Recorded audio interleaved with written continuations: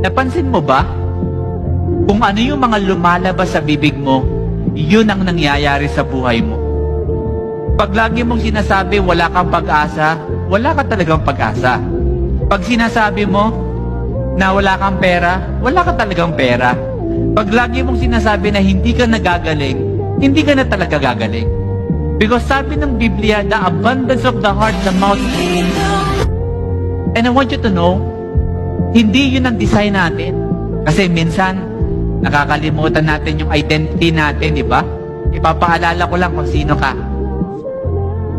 Anak ka ng Panginoon at malaki ang plano niya sa'yo. At ang gusto niya ay ikaw ay lumaban. So I want to pray for you. Sa mga tao dito na feeling mo lagi you are defeated or feeling mo na parang wala kang pag-asa sa buhay, I want you to know, nagkamali ka man minsan, that is not your identity.